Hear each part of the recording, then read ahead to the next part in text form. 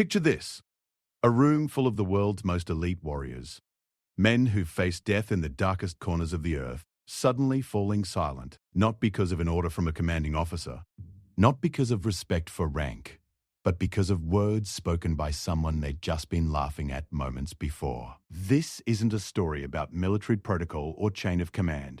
This is about the moment when assumptions crumble, when prejudice meets truth, and when respect is earned in the most unexpected way possible.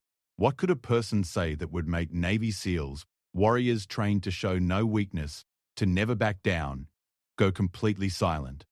What truth could be so powerful that it would stop their laughter cold and change everything they thought they knew? The answer lies in a story that began long before that fateful day, in a small town where nobody expected greatness, where a young girl's dreams seemed impossible, and where the journey to that moment of silence was paved with struggles that would break most people.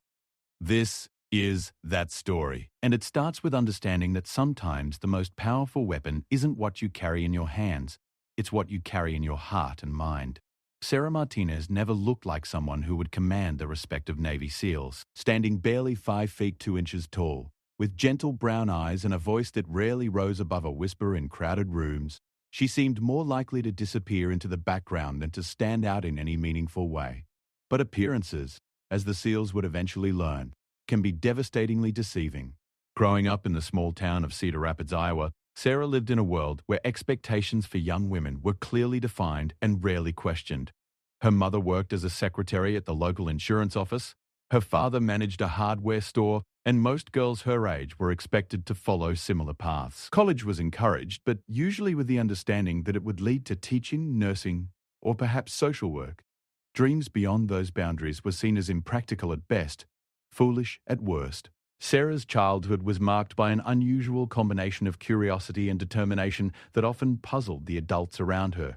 While other children played with dolls or video games, she could be found taking apart old radios, studying how they worked and trying to put them back together. Her bedroom walls were covered not with posters of pop stars, but with maps of the world, pictures of aircraft and newspaper clippings about military operations and peacekeeping missions. The first sign that Sarah was different came when she was 12 years old. The local newspaper ran a story about a female pilot who had become the first woman to fly combat missions in the Middle East. While most of her classmates barely glanced at the article, Sarah cut it out, read it dozens of times, and began researching everything she could find about women in the military. This wasn't just casual interest, it was the beginning of an obsession that would shape the rest of her life. Her parents initially dismissed her fascination as a phase. When Sarah announced at 13 that she wanted to join the military someday, they exchanged worried glances but assured themselves she would grow out of it. When she started doing push-ups and sit-ups in her bedroom every morning before school, they figured it was just teenage determination to get in shape. When she began studying military history with the intensity most teenagers reserve for social media, they started to realize this wasn't going away. The real turning point came during her sophomore year of high school. Sarah's English teacher, Mrs. Henderson, assigned a project where students had to research and present on someone they admired. While her classmates chose celebrities, athletes, or historical figures they'd learned about in previous classes, Sarah chose to research women in special operations forces. What she discovered during that research would change her life forever. Late nights in the school library and hours spent on early internet forums revealed a world that most people never knew existed. Women had been serving in dangerous classified roles for decades, but their stories were rarely told. They worked in intelligence, served as medics in combat zones, and operated in roles that required the same skills and courage as their male counterparts. But they did it without recognition or acknowledgement. Sarah's presentation that day was unlike anything her classmates or teacher had ever heard. Instead of a typical student report full of basic biographical information, she delivered a detailed analysis of the challenges faced by women trying to serve in elite military units. She talked about physical standards, cultural barriers, and the psychological demands of operations most people couldn't even imagine. Her research was so thorough and her presentation so compelling that Mrs. Henderson asked her to present it to other classes. That presentation marked the beginning of Sarah's reputation as the girl with the impossible dream. Some teachers were supportive, recognizing her intelligence and dedication. Others were skeptical, concerned that she was setting herself up for disappointment. Her classmates' reactions ranged from admiration to mockery, with many assuming she was just going through a rebellious phase. The mockery became more pronounced as Sarah's commitment intensified. She joined the school's cross-country team and trained harder than anyone else, not because she loved running, but because she knew physical fitness would be crucial for her goals. She took advanced math and science courses despite having no natural aptitude for either subject, because she understood that technical knowledge would be required. She spent her weekends learning skills that seemed bizarre to her peers: orienteering, basic electronics, even teaching herself to pick locks after reading that it was a useful skill for intelligence operatives. Her dedication came at a cost. Social invitations became rare as her classmates found her increasingly difficult to relate to. Weekend parties and school dances held no appeal for someone whose idea of fun was practicing knot-tying techniques or studying tactical manuals she'd managed to find online. She didn't have a boyfriend, not because she couldn't attract attention, but because no teenage boy in Cedar Rapids could understand why she cared more about military strategy than school gossip. The isolation was difficult, but it also strengthened her resolve. Every time someone suggested she was wasting her time or chasing an impossible dream, Sarah would remember the stories she'd read about women who had succeeded against similar odds. She began to understand that the path she was choosing would always be lonely, that there would always be people who doubted her capabilities, and that success would require not just physical and mental toughness, but the emotional strength to persevere when everyone around her believed she was destined to fail. Her junior year brought new challenges and new opportunities. A military recruiter visited her school, and while most students treated his presentation as a welcome break from regular classes, Sarah approached him afterward with detailed questions about opportunities for women in special operations. The recruiter, Sergeant First Class Martinez, no relation despite the shared surname, was initially surprised by the depth of her knowledge and the specificity of her questions. Most high school students who expressed interest in military service had vague ideas about adventure or college benefits.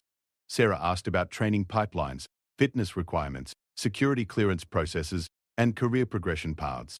She had researched different branches of service and could articulate why certain specialties appealed to her.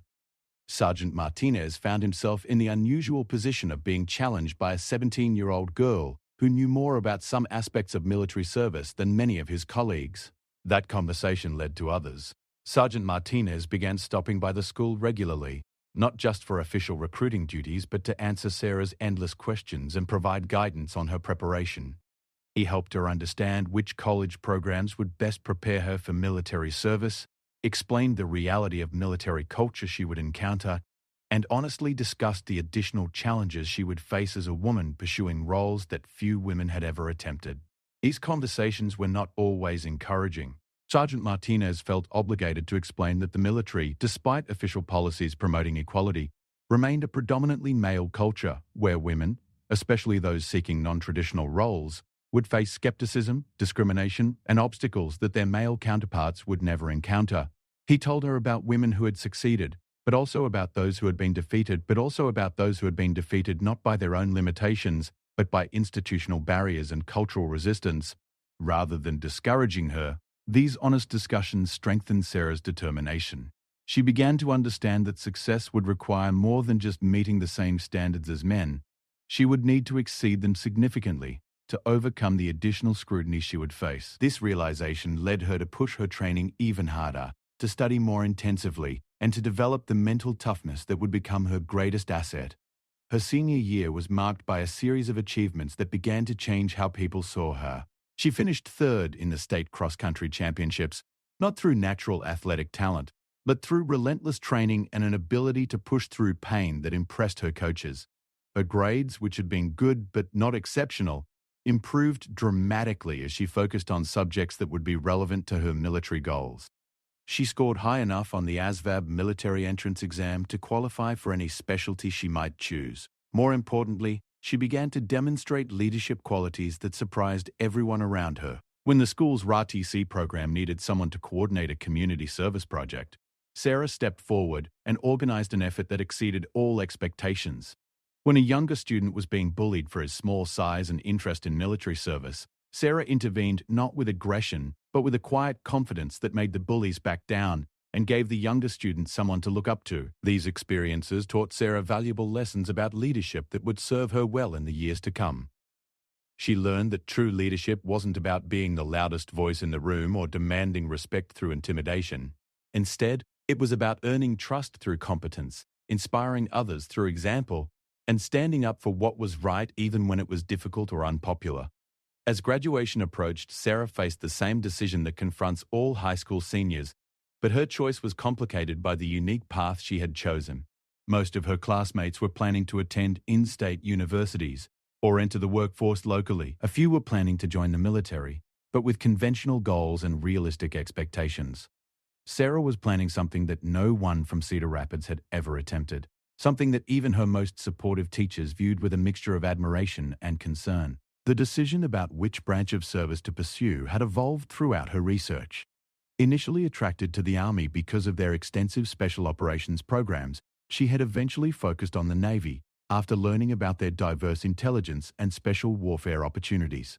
The Navy SEALs represented the ultimate challenge, the most elite warriors in the American military. But she understood that direct entry into special operations programs for women was still limited or non-existent. Her plan was methodical and realistic, despite its ambitious ultimate goal. She would enlist in the Navy with a rating that would provide relevant experience and training. She would excel in every aspect of her service, building a record of performance that would be impossible to ignore. She would apply for every advanced training program available to her, constantly expanding her skills and proving her capabilities. And eventually, when the opportunity arose, she would find a way to serve in the special operations community that had fascinated her since childhood. This plan required not just military service but a level of performance that would set her apart from her peers. Sarah understood that being average or even above average would not be sufficient. She would need to be exceptional in every measurable way, and she would need to do it while facing skepticism and obstacles that her male counterparts would never encounter. The night before graduation, Sarah stood in her bedroom, looking at the maps and articles that had covered her walls for years. Tomorrow, she would receive her diploma and begin the next phase of her journey. In a few months, she would leave Cedar Rapids for boot camp, beginning a path that would eventually lead her to that room full of Navy SEALs who thought they knew what she was capable of based on their first impression. But that moment was still years away, and Sarah had no way of knowing how her journey would unfold. All she knew was that she had spent her entire adolescence preparing for challenges that most people couldn't imagine, developing skills that would eventually prove invaluable, and building the mental toughness that would carry her through experiences that would break most people. As she packed away her research materials and prepared for the next chapter of her life, Sarah Martinez had no idea that her story would eventually become one that people would tell to illustrate the danger of underestimating others based on appearances. She didn't know that her words would someday silence a room full of the world's most elite warriors. She only knew that she was ready to begin proving that the impossible was simply something that hadn't been accomplished yet. The bus ride to Naval Station Great Lakes felt like traveling to another planet. Sarah pressed her face against the window, watching the Illinois landscape roll by as she left behind everything familiar. The other recruits on the bus were a mix of nervous teenagers and confident young adults, most of them male, most of them louder and more boisterous than she had ever been. As conversations swirled around her about football, cars, and girlfriends back home, Sarah remained quiet, listening and observing, already beginning the mental preparation that would become her trademark. Boot camp hit like a physical blow. The first day began at 4:30 a.m. with the harsh fluorescent lights snapping on and drill instructors storming through the barracks, screaming orders and insults with equal intensity. Sarah had prepared herself mentally for this moment, had read countless accounts of military training, but nothing could have truly prepared her for the reality of being stripped of her individual identity and rebuilt as a sailor. Petty Officer First Class Rodriguez, her primary drill instructor, seemed to take particular interest in Sarah from the first day. Not because she was struggling, quite the opposite. While other recruits fumbled with the basic tasks of military life, Sarah adapted quickly to the routine, the demands, and the pressure.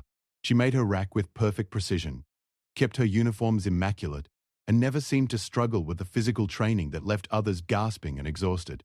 This competence, rather than earning her praise, seemed to make Rodriguez suspicious. During the third week of training, as Sarah completed a particularly challenging obstacle course with ease, Rodriguez pulled her aside after the exercise. "Martinez," he said, his voice carrying the authority that all drill instructors seem to possess naturally. "You're different from the other recruits. You don't seem surprised by any of this. You don't seem overwhelmed. Why is that?" Sarah had prepared for this question, knowing that her unusual readiness would eventually draw attention. "Petty Officer Rodriguez, I've been preparing for this for years. This is what I want to do with my life. Most recruits say they want to serve their country, Rodriguez replied, studying her face for any sign of weakness or deception. You're talking about this like it's a career plan. What exactly do you plan to do in the Navy, Martinez? This was the moment Sarah had both anticipated and dreaded. She could give the safe answer, mention her rating in electronics or communications, talk about serving her country in whatever capacity the Navy needed, but something in Rodriguez's tone suggested that he was genuinely curious, that he might actually listen to an honest answer. I want to work in special operations, Petty Officer Rodriguez. Eventually, I want to serve in roles that most people don't know exist, doing things that most people couldn't handle. The silence that followed lasted only a few seconds, but it felt much longer. Rodriguez's expression didn't change, but Sarah could see him reassessing her, trying to determine if she was naive, delusional, or something else entirely. Martinez, he finally said, special operations isn't about wanting, it's about proving. And proving doesn't happen in boot camp. It happens when nobody's watching, when the pressure is real, and when failure has consequences. You understand that? Yes, Petty Officer Rodriguez. We'll see, he said, and walked away without another word. That conversation changed the dynamic of Sarah's boot camp experience. Rodriguez didn't make things easier for her. If anything, he seemed to push her harder than the other recruits. But there was a different quality to his attention now, as if he was testing her rather than simply trying to break her down and rebuild her like the others. The tests came in various forms. Extra physical training sessions that left her muscles screaming in protest. Leadership responsibilities during group exercises that put her in charge of recruits who were bigger, stronger, and louder than she was. Technical challenges that required her to demonstrate knowledge and skills under pressure while Rodriguez watched with an expression that revealed nothing.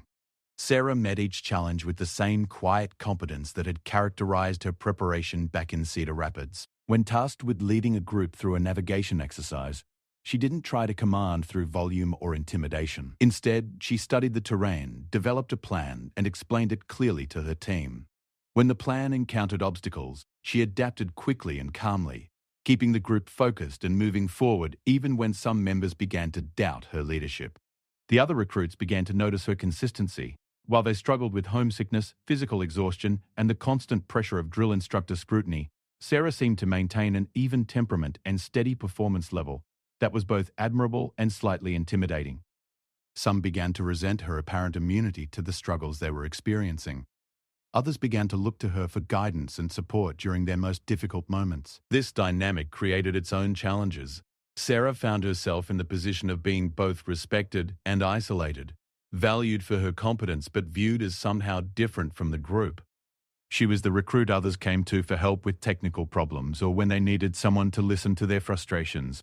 But she was rarely included in the casual conversations and friendships that formed during rare moments of downtime. The isolation might have been devastating for someone who needed social connection to thrive, but Sarah had learned to be comfortable with solitude during her high school years. More importantly, she began to recognize that this dynamic was likely to follow her throughout her military career. Excellence in traditionally male-dominated fields often came at the cost of easy social acceptance, and she would need to be prepared for that reality if she wanted to achieve her goals. The physical aspects of boot camp, which many had warned her would be her greatest challenge as a woman, turned out to be among her strengths. Years of dedicated training had left her stronger and more fit than most of her male counterparts, and her ability to push through physical discomfort without complaint impressed even the most skeptical drill instructors. During the final physical fitness test, she not only met the standards for her age and gender, but exceeded the male standards in several categories. More impressive than her physical performance was her mental resilience. Boot camp is designed to create stress, to push recruits beyond their comfort zones and teach them to function under pressure.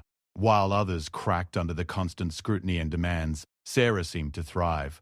The more pressure Rodriguez applied, the calmer and more focused she became. This mental toughness was tested during the final weeks of training when recruits were subjected to scenarios designed to simulate combat stress.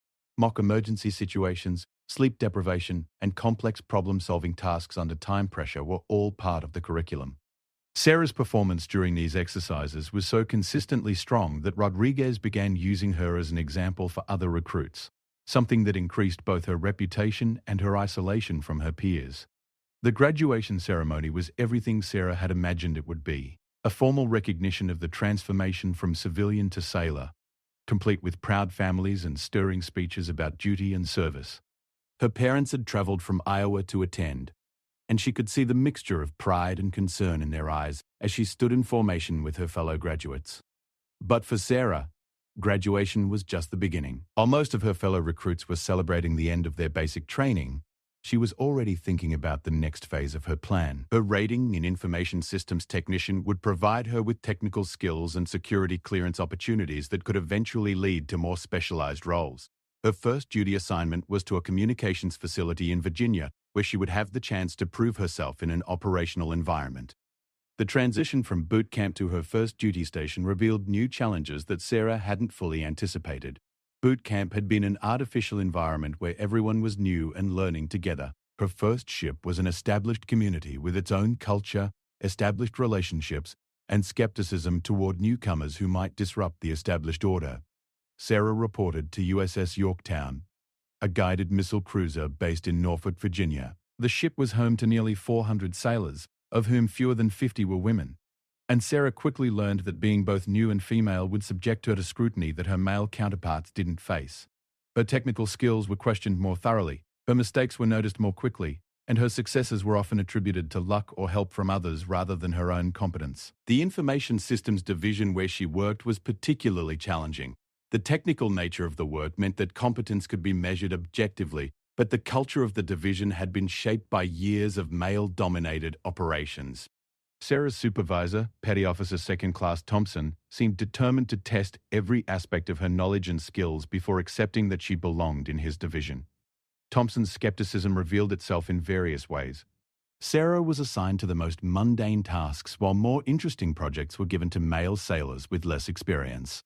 When she completed assignments quickly and accurately, she was given additional work rather than recognition. When technical problems arose during operations, she was often excluded from troubleshooting efforts despite having relevant knowledge and skills. This treatment might have discouraged someone less determined, but Sarah recognized it as another form of the testing she had experienced throughout her military training.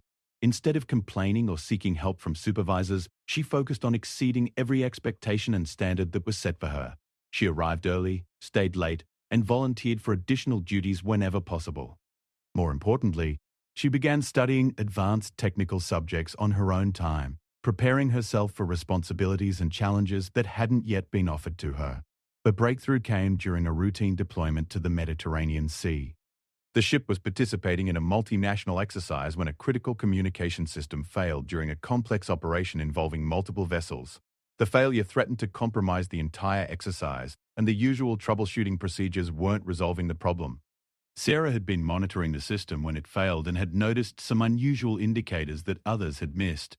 As senior technicians struggled to identify the source of the problem, she quietly continued her own analysis, eventually identifying a hardware compatibility issue that was creating intermittent failures under specific load conditions. Rather than immediately announcing her findings, Sarah documented her analysis thoroughly and verified her conclusions through additional testing. Only when she was completely certain did she approach Thompson with her assessment and a proposed solution.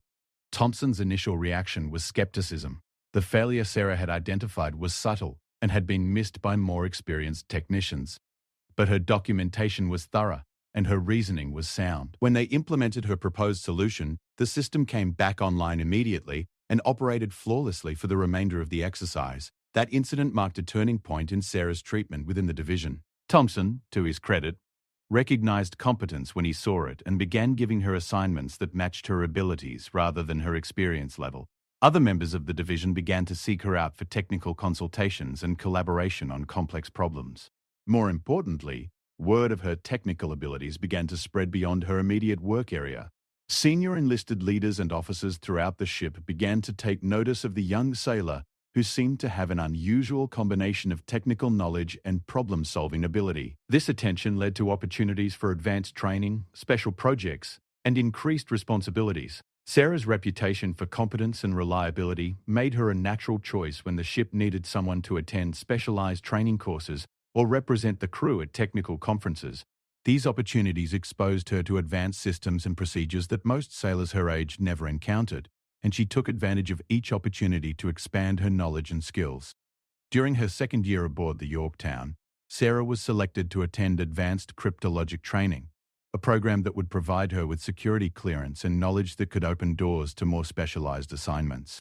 The training was intensive and highly technical, requiring her to master complex procedures and demonstrate absolute reliability in handling classified information.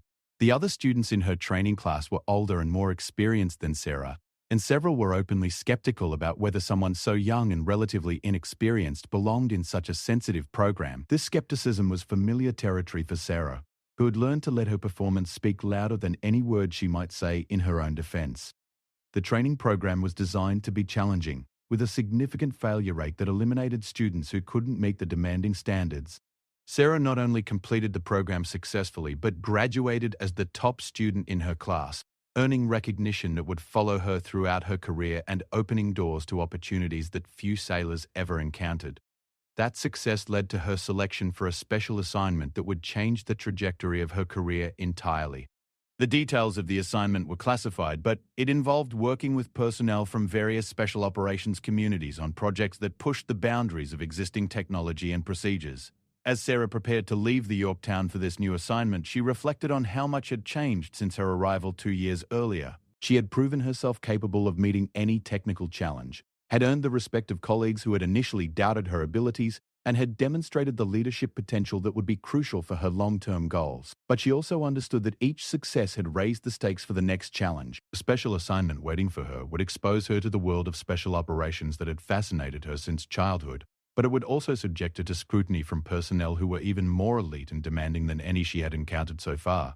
As her ship pulled into Norfolk for the final time before her transfer, Sarah Martinez stood on the deck watching the familiar coastline approach. She had no way of knowing that her new assignment would eventually lead her to that room full of Navy SEALs, or that the skills and reputation she had built during these early years of service would prove crucial when she needed to command their respect through words alone. All she knew was that each challenge had prepared her for the next one, and that the impossible dreams she had carried from Cedar Rapids were beginning to seem not just possible, but inevitable. The classified facility where Sarah reported for her new assignment looked nothing like the ships or shore installations she had known during her conventional Navy service. Hidden behind layers of security checkpoints and nondescript buildings, the location housed personnel and operations that officially didn't exist. This was her first real glimpse into the shadowy world of special operations that had captivated her imagination for so many years. Sarah's new role as a technical systems analyst put her at the intersection of cutting-edge technology and classified operations. Her days were spent working with equipment and procedures that pushed the boundaries of what was technically possible, supporting missions that she could never discuss with anyone outside the secure facilities where she worked. The work was intellectually challenging in ways that her previous assignments had never been, requiring her to adapt quickly to new technologies and solve problems that had no established procedures or precedents. The personnel she worked alongside represented the elite of the military's technical community.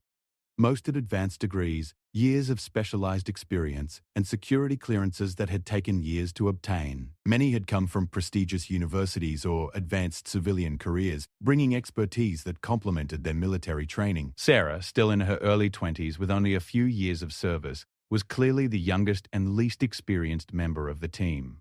Her supervisor, Lieutenant Commander Patricia Hayes, was the first female officer Sarah had worked for since joining the Navy.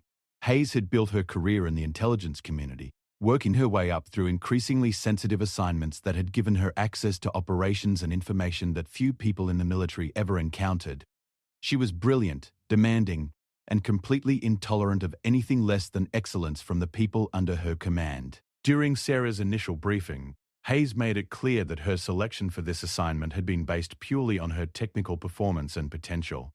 The needs of the mission required someone with Sarah's specific combination of skills and clearance level, and her age and experience level had been secondary considerations. However, Hayes also made it clear that Sarah's continued assignment to the team would depend entirely on her ability to contribute meaningfully to operations that had national security implications. The work itself was unlike anything Sarah had experienced in her conventional Navy assignments. Rather than maintaining existing systems or following established procedures, she was tasked with developing new capabilities and solving problems that had never been encountered before.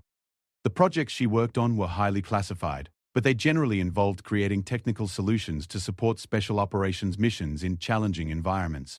One of her first major assignments involved developing a communications solution for a team operating in an area where conventional communication methods were compromised. The technical requirements were stringent. The system needed to be lightweight, secure, reliable in harsh conditions, and capable of operating without infrastructure support. Existing solutions were either too heavy, too vulnerable to detection, or too dependent on external systems that weren't available in the operational environment. Sarah approached the problem with the same methodical analysis that had characterized her work since boot camp.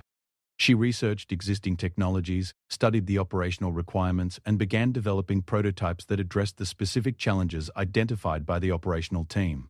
The work required her to master new technical disciplines quickly and collaborate with specialists from various military and civilian organizations. The prototype development process was intense and demanding. Sarah worked long hours in secure laboratories, testing components under extreme conditions and refining designs based on feedback from operational personnel who would eventually use the equipment. The stakes were higher than anything she had experienced in her previous assignments.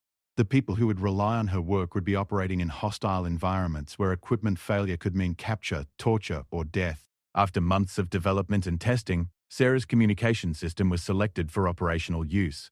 The success of the project established her reputation within the special operations technical community and led to assignments on increasingly complex and sensitive projects. More importantly, it gave her the first direct contact with operational personnel from various special operations units.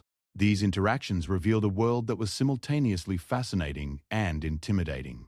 The operators she worked with were unlike anyone she had encountered during her conventional Navy service. They possessed a level of physical and mental toughness that was immediately apparent, combined with technical knowledge and tactical expertise that had been developed through years of specialized training and operational experience. What struck Sarah most about these interactions was the culture of excellence that permeated the special operations community. Mediocrity wasn't just discouraged, it was unacceptable. Every aspect of operations, from mission planning to equipment selection to personnel performance, was subjected to scrutiny that demanded perfection. Failure wasn't just a setback. It could have consequences that extended far beyond individual careers. This culture of excellence was both inspiring and demanding.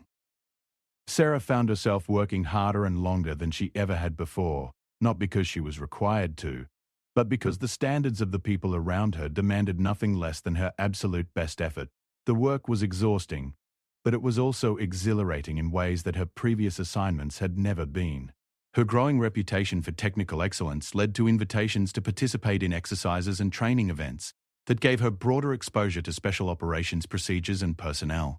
These events were Sarah's first opportunity to observe how different special operations units worked together, and how the technical systems she developed were integrated into complex missions that required coordination between multiple teams and organizations. During one particularly complex exercise, Sarah was assigned to work directly with a Navy SEAL team that was testing new communication and navigation equipment in a simulated hostile environment.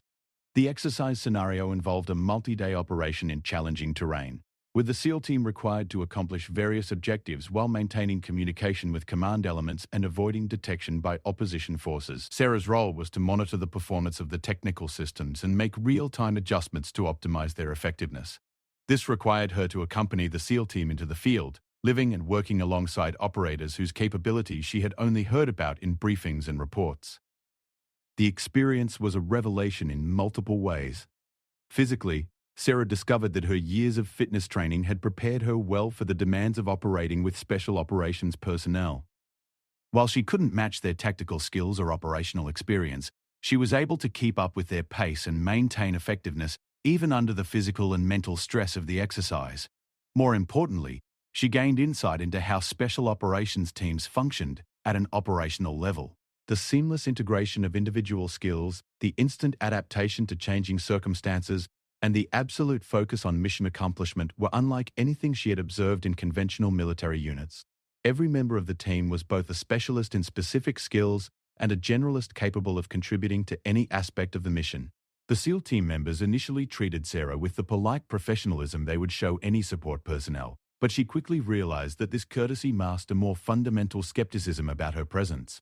She was clearly not an operator, despite her technical expertise, and her role in the exercise was peripheral to the core mission objectives that defined their success or failure.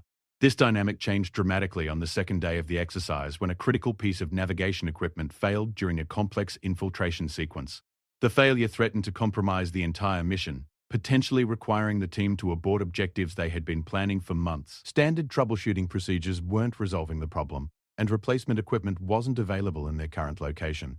Sarah had been monitoring the system when it failed and had observed some anomalous behavior that others had missed. Working quickly under time pressure and field conditions, she diagnosed the problem as a software conflict that was causing intermittent failures when multiple systems were operating simultaneously. The solution required reprogramming the system configuration while maintaining operational security and working within the constraints of the exercise scenario. The repair took several hours of intense work in less than ideal conditions. Sarah had to completely reconfigure the system architecture while the SEAL team waited in a defensive position, unable to continue their mission until the navigation capability was restored. The pressure was intense, not just the technical challenge of solving a complex problem under time pressure, but the knowledge that her failure would compromise the mission objectives of people who had dedicated their lives to operational excellence. When the system came back online and the team was able to continue their mission, the dynamics of Sarah's relationship with the SEAL team changed completely. The polite professionalism was replaced by genuine respect for her technical capabilities and her performance under pressure. More importantly, she had demonstrated that her contributions were essential to mission success, not just ancillary support that could be provided by anyone with basic technical knowledge. The team leader, Senior Chief Petty Officer Marcus Johnson, approached Sarah after the successful completion of the exercise. Johnson was a veteran of multiple deployments and countless operations, someone whose respect was earned through demonstrated competence rather than rank or position. "Martinez," he said, using the direct communication style that characterized most special operations personnel, "that was solid work out there. You kept your head under pressure and solved a problem that could have compromised the entire mission. That's not something we see from most support personnel." The compliment was significant not just because of who it came from, but because of what it represented. Sarah had proven herself capable of contributing meaningfully to special operations missions, and word of that competence would spread throughout the community. In the small, interconnected world of special operations, reputation was everything. And Sarah had just earned a reputation for reliability under pressure. That reputation led to additional opportunities to work directly with operational teams from various special operations units. Each assignment provided Sarah with broader exposure to the capabilities and culture of the special operations community, and each successful mission added to her growing reputation as someone who could be trusted with critical responsibilities. The work was demanding in ways that went beyond technical challenges. Special operations missions often involved compressed timelines, incomplete information, and stakes that extended far beyond military objectives. Sarah found herself regularly working in situations where her decisions and performance could directly impact the safety of people operating in hostile environments. This responsibility was both motivating and sobering. Sarah had always been driven by the desire to contribute meaningfully to important missions, but actually experiencing that level of responsibility was different from imagining it. The knowledge that operators were relying on her technical systems in life or death situations focused her attention and effort in ways that no amount of training or preparation could have achieved. Her growing involvement with special operations missions also exposed Sarah to the broader community of personnel who supported these operations. She worked alongside intelligence analysts, logistics specialists, communication experts, and other technical professionals who formed the invisible infrastructure that made special operations possible. Many of these personnel were civilians or military members from various services who had been selected for their specialized expertise rather than their operational capabilities. What united this diverse community was a shared commitment to excellence and an understanding that their work, while often invisible to the outside world, was critical to national security objectives that most people never knew existed. The work was demanding, often thankless, and sometimes dangerous, but it was also meaningful in ways that conventional military assignments rarely achieved. As Sarah's reputation grew within this community, she began to receive invitations to participate in planning sessions and strategy meetings that exposed her to the broader scope of special operations activities. These meetings revealed the complexity of modern special operations, which often involve coordinating between multiple government agencies, international partners, and civilian organizations to achieve objectives that extended far beyond traditional military targets. The intellectual challenge of this work was enormous. Sarah found herself needing to understand not just technical systems and procedures, but also intelligence analysis, operational planning, legal constraints, and political considerations that could impact mission success. The learning curve was steep, but Sarah approached it with the same methodical determination that had characterized her preparation since high school. Her technical expertise, combined with her growing understanding of operational requirements and constraints, made Sarah increasingly valuable for complex missions that required innovative solutions to unprecedented challenges. She began to be requested specifically for assignments that other technical personnel had been unable to handle successfully, and her success rate on these challenging projects further enhanced her reputation within the special operations community. This growing reputation eventually caught the attention of senior leadership within various special operations organizations. Sarah's combination of technical expertise, operational understanding, and proven reliability under pressure was exactly what was needed for a new type of mission that was being developed to address emerging threats in an increasingly complex global security environment. The new mission profile would require personnel who could function effectively in operational environments, while providing advanced technical capabilities that traditional operators couldn't provide. It was a hybrid role that demanded both technical expertise and the physical and mental toughness to operate alongside special operations teams in challenging environments. Sarah's selection for this new role represented the culmination of years of preparation and proven performance, but it also marked the beginning of the most challenging phase of her career. The training and preparation required for this new mission profile would test every aspect of her capabilities, and the operational requirements would push her beyond anything she had experienced during her previous assignments. As Sarah prepared for this new challenge, she understood that she was approaching the edge of a world that few people ever entered, where the stakes were higher than she had ever encountered, and where failure was measured not in career setbacks but in human lives. The scared but determined girl from Cedar Rapids had become a trusted member of the special operations community, but the greatest tests of her capabilities still lay ahead. The path that had begun with childhood dreams and continued through boot camp, technical training, and increasingly complex assignments was about to lead her to that room full of Navy SEALs who would initially judge her based on their first impressions.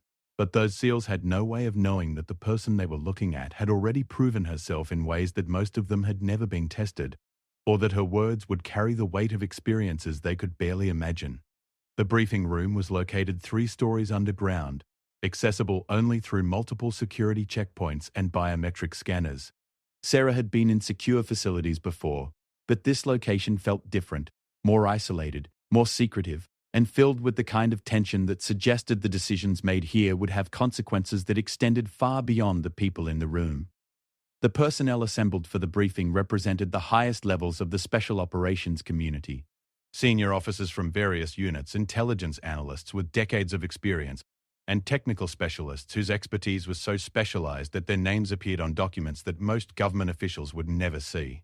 Sarah was clearly the most junior person in the room, both in rank and experience, but her presence indicated that the mission they were about to discuss required her specific combination of skills and knowledge. The mission briefing began with a situation assessment that immediately revealed why such high-level personnel had been assembled. A terrorist organization had acquired advanced technical capabilities that posed a direct threat to U.S. national security interests. The threat was too sophisticated to be addressed through conventional military operations, but too urgent to be handled through normal intelligence or diplomatic channels. The terrorist group had somehow obtained access to cutting-edge technology that allowed them to monitor and potentially disrupt critical communication and navigation systems used by U.S. military forces. The source of their technical capabilities was unknown, but intelligence suggested that they had either recruited personnel with advanced technical training or had received assistance from a state-level adversary with sophisticated cyber warfare capabilities. The immediate concern was an upcoming special operations mission in a region where the terrorist group was known to be active. The mission was critical to broader U.S.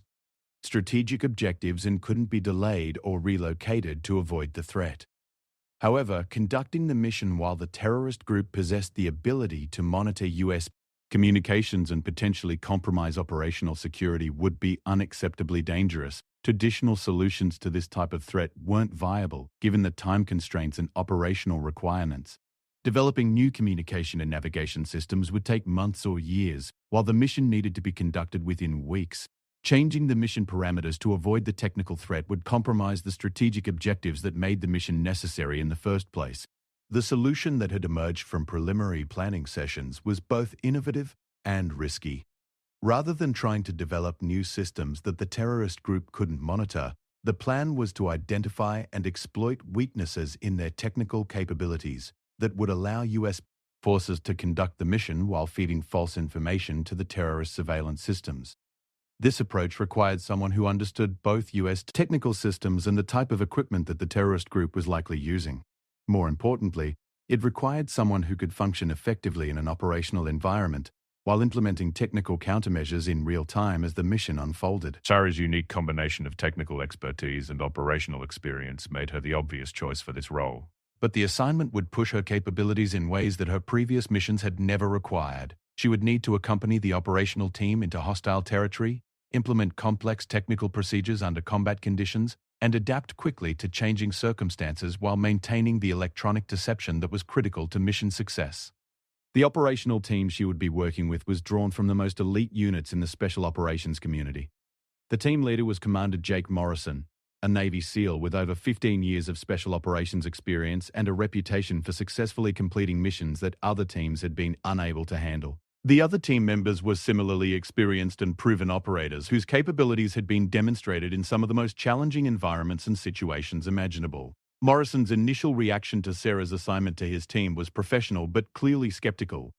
He had worked with technical support personnel before, but usually in rear area locations where they could provide assistance without being exposed to operational risks. The idea of bringing someone with Sarah's limited operational experience into a high-threat environment seemed to violate the basic special operations principle of minimizing unnecessary risks. However, Morrison also understood that the technical requirements of this mission couldn't be handled by anyone on his team. The electronic warfare and counter-surveillance tasks required specialized knowledge that took years to develop, and there was no time to train his operators in the technical skills they would need. Sarah's assignment was a necessity, not a preference, but that didn't make Morrison more comfortable with the additional complexity her presence would add to an already dangerous mission. The pre-mission training period gave Sarah her first opportunity to work extended periods with Morrison's team in preparation for actual operations. The training was more intensive than anything she had experienced during her previous assignments, combining the physical demands of special operations preparation with the technical challenges of implementing her countermeasure systems under realistic conditions. The physical preparation was particularly challenging. While Sarah's fitness level was excellent by conventional Navy standards, special operations teams operated at a level of physical performance that was significantly higher. The training regimen included extended periods of carrying heavy equipment over difficult terrain, functioning effectively despite sleep deprivation and physical exhaustion, and maintaining technical proficiency while under the physical stress of combat-simulated conditions. Sarah approached the physical training with the same methodical determination that had characterized her preparation throughout her career. She knew that her technical skills would be worthless if she couldn't keep up with the team physically, and that any weakness in her physical performance would compromise her credibility with operators who judged people primarily based on their ability to contribute to mission success under pressure. The technical training was equally demanding, but in different ways. Sarah had to master the operation of electronic countermeasure systems while wearing full combat equipment, implement complex procedures while under time pressure, and troubleshoot technical problems while simulating the stress and distractions of combat conditions. The equipment she would be using was experimental and temperamental, requiring constant monitoring and adjustment to maintain effectiveness. More challenging than the technical or physical aspects of training was learning to function as an integrated member of a special operations team. The level of coordination and communication required was unlike anything Sarah had experienced in her previous assignments. Every member of the team needed to understand not just their own responsibilities, but how their actions would affect every other team member and the overall mission success. This integration required Sarah to develop new skills that went far beyond her technical expertise. She needed to learn tactical communication procedures, understand the operational significance of various mission phases, and develop the situational awareness necessary to function effectively in a combat environment. Most importantly, she needed to earn the trust and confidence of team members whose lives would depend on her performance under the most challenging conditions possible. The breakthrough in team integration came during a particularly challenging training exercise that simulated multiple equipment failures under combat conditions. Sarah's countermeasure systems failed at a critical moment in the simulated mission, threatening to expose the team's location to enemy forces. Standard procedures called for aborting the exercise, but Sarah was able to identify and fix the problem using improvised solutions and equipment that wasn't part of the original system design. The repair required her to work in close coordination with the team's communication specialist while under simulated enemy fire, troubleshooting complex technical problems while maintaining tactical awareness and following operational security procedures. The successful resolution of the problem allowed the exercise to continue and demonstrated Sarah's ability to adapt technical solutions to operational realities. Morrison's assessment of Sarah's performance during that exercise marked a turning point in her acceptance by the team. Her ability to solve critical technical problems under pressure while maintaining operational effectiveness convinced him that she was capable of contributing meaningfully to mission success rather than being a liability that needed protection. The final phase of pre-mission preparation involved detailed planning sessions where every aspect of the upcoming operation was analyzed, discussed, and refined. These sessions revealed the full complexity of the mission Sarah was about to undertake and the level of precision required for success. The terrorist group they were targeting had established operations in a remote region where conventional military forces couldn't operate effectively without causing diplomatic complications. The group's technical capabilities allowed them to monitor most forms of electronic communication and track the movement of aircraft and vehicles over a wide area. Any attempt to approach their location using standard procedures would be detected well in advance, giving them time to escape or prepare defensive measures. Sarah's countermeasure systems were designed to create false electronic signatures that would hide the team's actual approach route while making it appear that military forces were conducting operations in a different area entirely. The deception required precise timing and continuous adjustment based on real-time analysis of the terrorist group's surveillance activities. The plan called for Sarah to monitor the terrorist group's electronic surveillance systems throughout the mission, identifying when their attention was focused on the false signatures she was creating, and when they might be detecting actual team activities. This information would be used to adjust the team's movement and timing to avoid detection while maintaining the deception that was critical to mission success. The technical challenges were compounded by the operational environment. The region where the mission would be conducted was remote, mountainous, and subject to weather conditions that could interfere with electronic systems. The team would be carrying all of their equipment and supplies with no possibility of resupply or technical support once the mission began. Sarah's equipment load was substantial, including not just her countermeasure systems but also backup components, power supplies and diagnostic equipment that might be needed if problems developed during the mission. The total weight of her technical equipment was nearly equal to the combat loads carried by the other team members, requiring her to maintain the same level of physical performance while managing significantly more complex responsibilities. The mission began with an insertion that tested every aspect of the team's preparation and Sarah's integration with their operational procedures. The insertion method was chosen to avoid the terrorist group's surveillance capabilities, but it required the team to operate in challenging terrain during adverse weather conditions while carrying full equipment loads. Sarah's performance during the insertion phase was closely watched by every member of the team. Her ability to maintain pace and effectiveness while managing her technical responsibilities would determine whether the team could focus entirely on their primary mission objectives or would need to divert attention to supporting her. The insertion went smoothly, but it was only the beginning of a mission that would test Sarah's capabilities in ways that no amount of training could have fully prepared her for. As the team moved toward their primary objectives, Sarah began implementing the electronic countermeasures that were critical to their continued concealment from terrorist surveillance systems. The technical work required constant attention and adjustment as Sarah monitored the terrorist group's electronic activities and adapted her countermeasures to changing conditions. The work was mentally exhausting, requiring intense concentration while maintaining tactical awareness and physical performance in a challenging operational environment.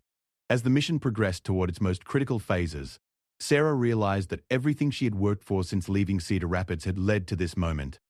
Her technical skills, operational experience, and mental toughness were all being tested simultaneously under conditions where failure would have consequences that extended far beyond her personal career goals.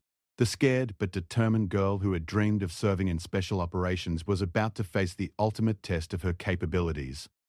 The mission that would either validate her years of preparation or expose the limitations of her unconventional path to the special operations community was approaching its climax.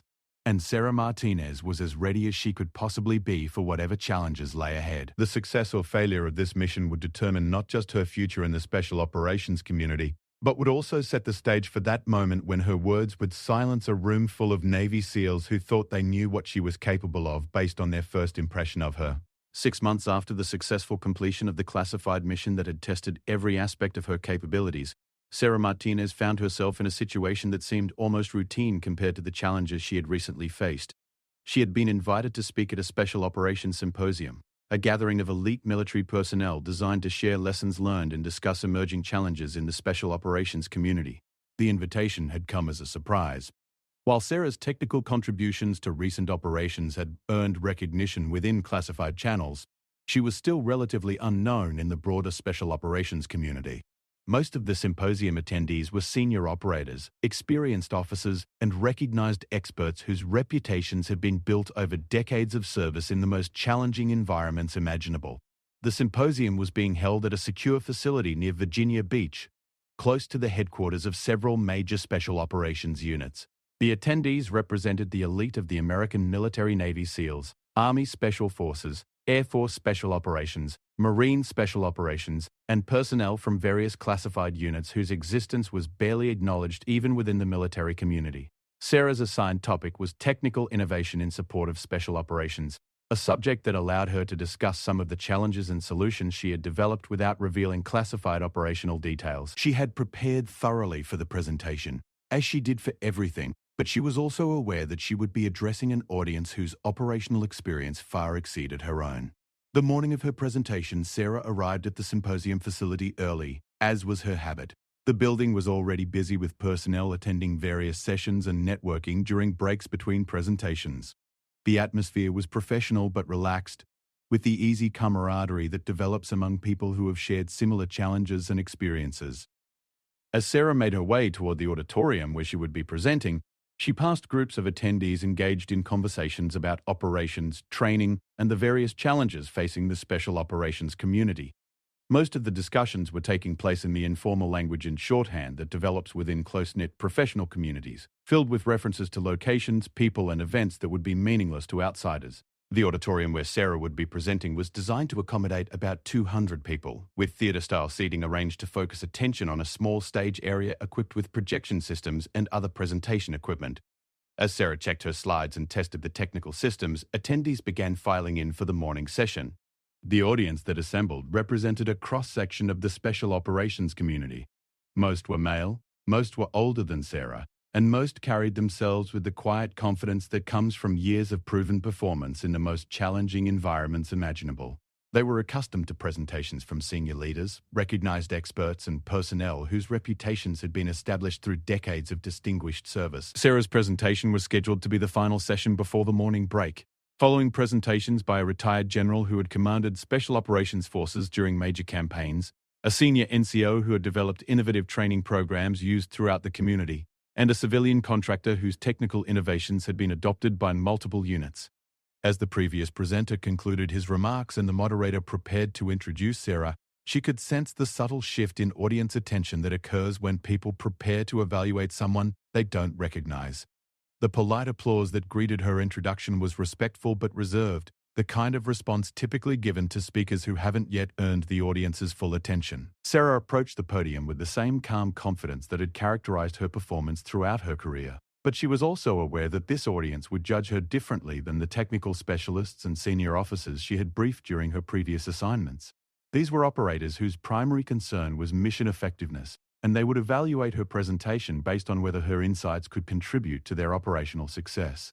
The first few minutes of Sarah's presentation covered technical innovations that had been successfully integrated into recent operations, discussing the challenges of developing new capabilities under compressed timelines and operational constraints. The audience response was polite but not particularly engaged. The material was technically sound but not dramatically different from presentations they had heard from other technical specialists. The change in audience attention became apparent when Sarah began discussing the integration of technical specialists into operational teams for complex missions. This was territory that most technical presenters never addressed, requiring an understanding of operational realities that few non-operators possessed. Sarah's insights were based on her direct experience working alongside special operations teams in challenging environments, and her discussion revealed a level of operational understanding that surprised many in the audience. As Sarah continued her presentation, describing the challenges of maintaining technical capabilities under operational stress and the importance of seamless integration between technical and operational personnel, the audience began to pay closer attention. Her examples were specific and realistic, drawn from actual experience rather than theoretical knowledge, and her recommendations addressed real problems that operational personnel encountered regularly. The turning point came when Sarah began discussing a specific scenario without revealing classified details, where technical failure during a critical mission phase had required innovative solutions implemented under extreme time pressure and operational stress. Her description of troubleshooting complex technical problems while maintaining operational security and tactical effectiveness resonated with an audience that understood the realities of mission-critical decision-making under pressure. As Sarah described the technical challenges and solutions involved in this scenario, several audience members began taking notes, recognizing that her insights had practical applications for their own operations. The polite attention that had characterized the early part of her presentation was replaced by genuine engagement with someone who clearly understood both technical systems and operational realities. The presentation concluded with Sarah's recommendations for improving the integration of technical capabilities into special operations missions, based on lessons learned from her direct experience working with operational teams. Her suggestions were practical and specific, addressing real challenges that most of the audience had encountered in their own careers. The applause that followed Sarah's presentation was noticeably different from the polite response she had received when she was introduced. This was the enthusiastic response that operators gave to presentations that provided useful insights and practical solutions to real problems they faced in their work. During the question and answer session that followed, the nature of the audience's engagement with Sarah became even more apparent. The questions were detailed and specific, asked by people who understood the technical and operational challenges she had discussed and wanted to explore how her insights might apply to their own missions and responsibilities. One of the most pointed questions came from a senior Navy SEAL who had been skeptical of Sarah's presentation during its early phases.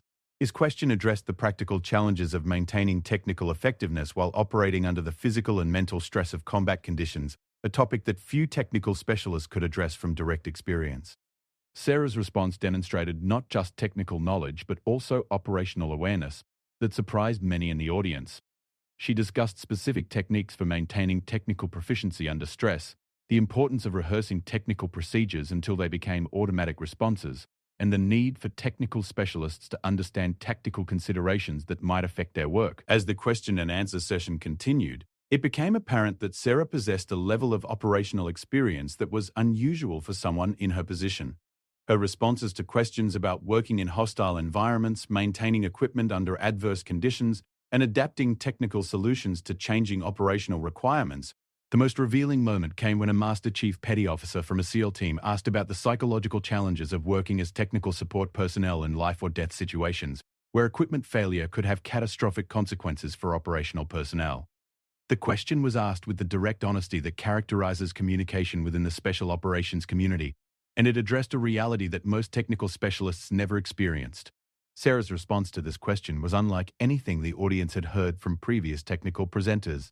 She discussed the weight of responsibility that came with knowing that operational personnel were relying on her technical systems in situations where failure could mean death or capture. She talked about the mental preparation required to function effectively when the stakes were higher than personal career success or failure. More importantly, she discussed a specific incident where her technical systems had failed during a critical mission phase, threatening to compromise the safety of the operational team she was supporting. Her description of diagnosing and solving the technical problem while under operational pressure, with full awareness that failure would endanger the lives of people who had accepted her as a trusted team member, revealed a level of operational experience that few in the audience had expected. The incident she described was one that many in the audience could relate to from their own operational experience. The moment when everything depends on individual performance under extreme pressure, when there are no backup plans or second chances, and when success or failure is measured in terms of mission accomplishment and personnel safety rather than abstract metrics. As Sarah concluded her response to this question, the auditorium fell completely silent. This was not the polite silence that occurs when an audience is waiting for the next speaker or preparing to applaud. This was the profound silence that occurs when people realize they have misjudged someone based on incomplete information, when their assumptions are revealed to be wrong, and when they recognize that the person they are listening to has earned the right to speak about subjects they had not expected her to understand. The silence extended for several seconds, long enough for everyone in the room to understand its significance. Sarah had not just demonstrated technical competence or theoretical knowledge, she had revealed that she possessed the kind of operational experience that most technical specialists never gained, and that her contributions to special operations missions had been meaningful in ways that went far beyond providing technical support from safe locations. When the silence was finally broken by applause, it was the sustained enthusiastic response that the special operations community reserved for presentations that provided genuine insights from proven experience. The applause was not just recognition of Sarah's technical expertise, but acknowledgement that she had earned her place in the community through demonstrated performance under the most challenging conditions imaginable. As Sarah left the stage, she was approached by several senior personnel who wanted to continue the conversations begun during the question and answer session. These were not the polite exchanges that typically followed technical presentations, but serious discussions with operators who recognized that Sarah's insights had practical applications for their own missions and responsibilities. The most significant of these conversations was with Commander Morrison, the SEAL team leader who had initially been skeptical of Sarah's assignment to his team for the classified mission months earlier. Morrison's approach was direct and honest, as was typical for his communication style. "Martinez," he said, extending his hand in a gesture of respect rather than mere courtesy. "I owe you an apology. When you were first assigned to my team, I had reservations about bringing someone with your background into an operational environment. I was wrong, and I should have recognized sooner what became obvious during the mission. You're not just a technical specialist who happens to work with operators. You're an operator who happens to have technical expertise." Morrison's words carried special significance because they came from someone whose respect was earned rather than given. Someone who judged people based on their demonstrated capabilities rather than their credentials or positions. His acknowledgement represented not just personal recognition but acceptance by the special operations community that Sarah had proven herself worthy of their trust and confidence. As word of Sarah's presentation spread throughout the symposium, she found herself engaged in conversations with personnel from various special operations units, who were interested in how her experiences and insights might apply to their own challenges and requirements. These conversations revealed that her combination of technical expertise and operational experience was exactly what was needed for emerging mission requirements that traditional approaches couldn't address effectively. The symposium marked a turning point in Sarah's career and reputation within the special operations community. She was no longer viewed as a technical specialist who provided support to operational personnel, but as an integral member of the community whose contributions were essential to mission success in increasingly complex operational environments. More importantly, the symposium demonstrated that the impossible dreams she had carried from Cedar Rapids had not just become reality, they had exceeded her original aspirations. The scared but determined girl who had dreamed of serving in special operations had become someone whose words could silence a room full of the world's most elite warriors, not through intimidation or authority, but through demonstrated competence and proven performance under the most challenging conditions imaginable. As Sarah left the symposium facility, she reflected on the journey that had brought her to this moment. Every challenge she had faced, every obstacle she had overcome, and every success she had achieved had contributed to her ability to stand before that audience and speak with the authority that comes from proven experience rather than theoretical knowledge. The laughter that had initially greeted her appearance had been replaced by respectful silence, and that silence had been more meaningful than any applause or recognition she had ever received. It was the silence of recognition, the acknowledgement that she had earned her place among the elite through performance rather than politics, and the understanding that her contributions to the special operations community would continue to be meaningful for years to come. Sarah Martinez had proven that determination, preparation, and performance could overcome any obstacle, including the assumptions and prejudices of people who thought they knew what she was capable of based on their first impression. The girl from Cedar Rapids had become a warrior whose words carried the weight of proven experience, and whose place in the special operations community was secure not because it had been given to her, but because she had earned it through dedication, sacrifice, and an unwavering commitment to excellence.